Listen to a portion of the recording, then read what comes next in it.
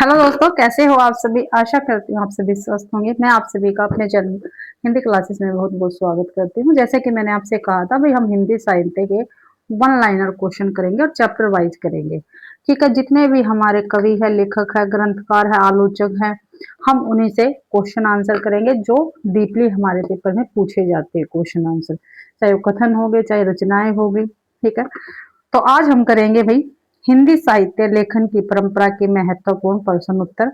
ठीक है, किसके करेंगे? गारसा दत्तासी जी के करेंगे। जितने भी क्वेश्चन गारसा दत्तासी के बनते हैं वे सभी क्वेश्चन आंसर आज क्लास में हम कर लेंगे और एक क्लास में ही कंप्लीट इसको हम कर लेंगे।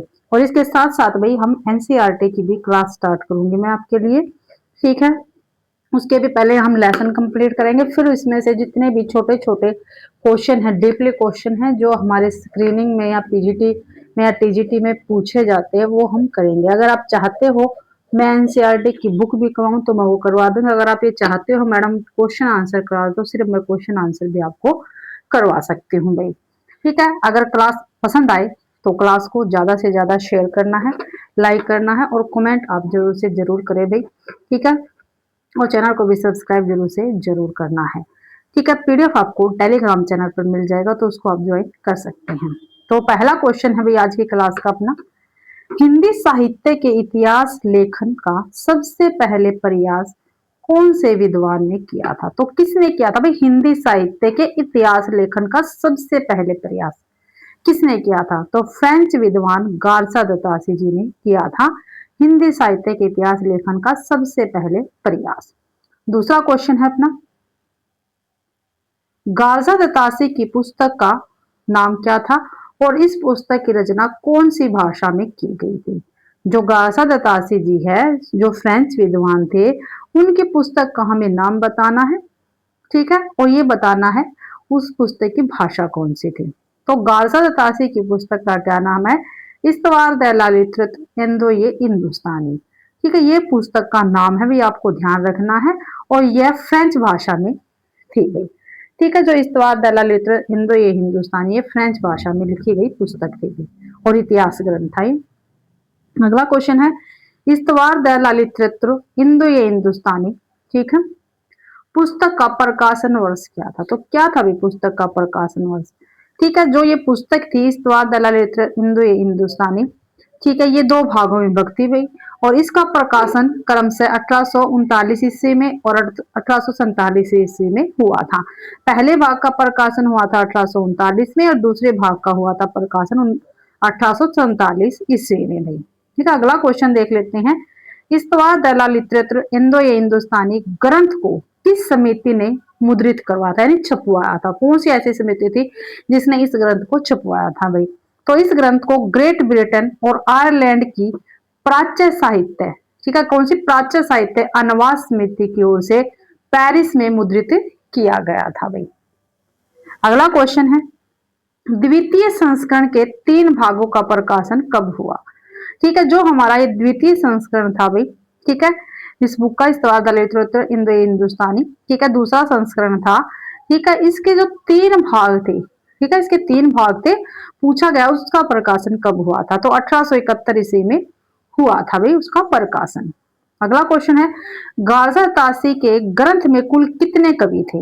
जो इस्तवार दलाल इंदो हिंदुस्तानी ग्रंथ है उसमें पूछा गया है भाई, गार्जर तासी जी ने जो ग्रंथ लिखा था उसमें कुल कितने कवि थे और उन कवियों में हिंदी के कवियों की संख्या कितनी थी? तो हिंदी के कवियों की संख्या भी बतानी है और ये भी बताना है भाई इस ग्रंथ में कुल कितने कवि थे। ठीक है, तो भाई जो ये ग्रंथ था इसमें 738 कवि थे। ठीक है, जिनमें हिंदी के 72 ही थे। कितने थे? हिंदी के 72 कवि थे और जो शेष थे वो उर्दू के कवि थे। ठीक है, हिंदी के ओनली 72 थे और जो बच गए थे वो सभी उर्दू के कवि थे। तो 738 में थे 72 ही हिंदी के थे और बाकी उर्दू के थे। आपको ध्यान रखना कितने रहेंगे। ठीक है, आप इसको माइनस कर सकते हैं 72। ठीक है, यानी 666। ठीक है, 666 क्या थे? उर्दू के कवि थे। अगला क्वेश्चन है, गारसा दत्तासी ने अपनी पुस्तक में हिंदी और उर्दू के अनेक कवियों का विवरण किस प्रकार किया है? जो गारसा दत्तासी की पुस्तक है इस्तवार दाला रित्र हिंदू हिंदुस्तानी, ठीक है, इस पुस्तक में ठीक है, हिंदी और उर्दू के कवि थे। ठीक है, अभी मैंने आपको ऊपर बताया है। तो पूछा गया है इन कवियों का विवरण किस प्रकार किया था इन्होंने, तो किस प्रकार किया था, अंग्रेजी वर्ण क्रमानुसार इन्होंने विवरण दिया है भाई। अगला क्वेश्चन है गार्सर तासी के ग्रंथ का हिंदी अनुवाद किसने किया है।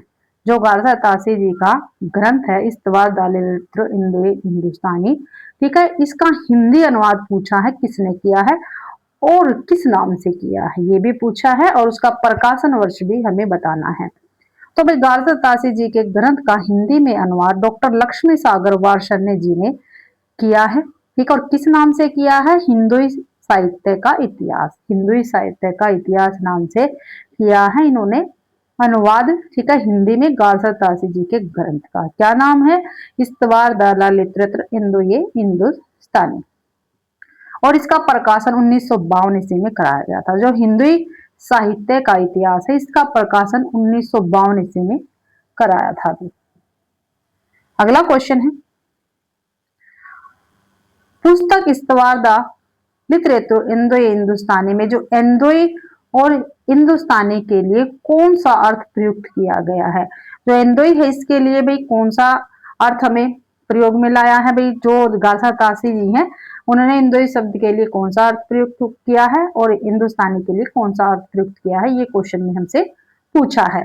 तो इंदोई के लिए हिंदवी यानी हिंदी और हिंदुस्तान के लिए हिंदुस्तानी उर्दू अर्थ प्रयुक्त किया है भाई गार्सर तासी ने। और ये काफी महत्वपूर्ण थे भाई गार्सर तासी जी से क्वेश्चन आंसर जो मैंने आपको इस क्लास में प्रोवाइड करवाए हैं भाई। क्लासेस छोटी छोटी रहेंगी लेकिन काफी महत्वपूर्ण क्लासें होंगी ये भी। ठीक है, एक कवि या लेखक है या हमारी प्रवृत्ति है कुछ भी है उसका हम एक क्वेश्चन हम हर रोज कर लेंगे। ठीक है, यानी एक चैप्टर को हम कंप्लीट करते चलेंगे और चैप्टर वाइज ही हम करेंगे सभी के सभी क्वेश्चन आंसर। ठीक है, तो आशा करती हूँ भाई ये क्लास आपको पसंद आई होगी। अगर आप सभी कोई क्लास पसंद आती है तो प्लीज क्लास को ज्यादा से ज्यादा शेयर करें, लाइक करें और कमेंट करना बिल्कुल भी न भूले भाई। ठीक है, और पीडीएफ टेलीग्राम चैनल पर मिल जाएगा तो उसको भी ज्वाइन आप कर सकते हैं। आप सभी का क्लास देखने के लिए बहुत बहुत धन्यवाद।